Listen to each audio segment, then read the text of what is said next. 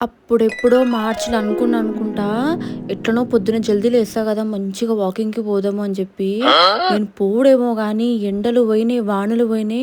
లాస్ట్‌కి చలికాలం గూడా వచ్చేసిందబ్బా! ఇగ చలికాలం మనము లెవ్వడం ఇగ మనం జెప్పొద్దిగ. దుప్పట్లకి మనం బయటికెళ్ళమన్నమాట.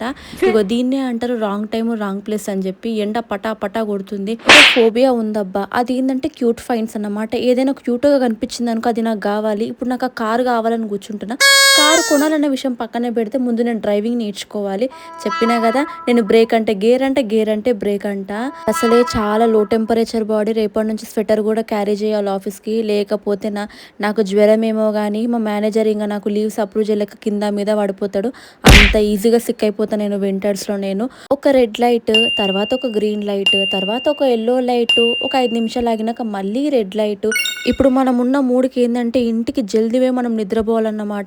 అంత మంచి నిద్రొస్తుంది. అలా అనుకుంటా I reached my destination. Frock ఏసుకొని, బ్యాగ్ ఏసుకొని క్యూట్‌గా స్కూల్ రూల్స్ ఉన్న ఆఫీస్‌కెళ్ళిన నన్నును my father of India pick up చేసుకున్నాడు. మా డ్యాడీ పికప్ చేసుకుంటే ఏందంటే సగం ఆన్ ద వేలోనే మా డ్యాడీకి అంతా సోది చెప్పుకుంటూ పోతా అన్నమాట. ఇంటికెళ్ళి స్నానం చేసి ఆరామ్సే వండుకుందాం అనుకున్నా. కానీ తినకుండా వండుకుంటే మా మదర్ ఇండియా ఒప్పుకోదన్నమాట.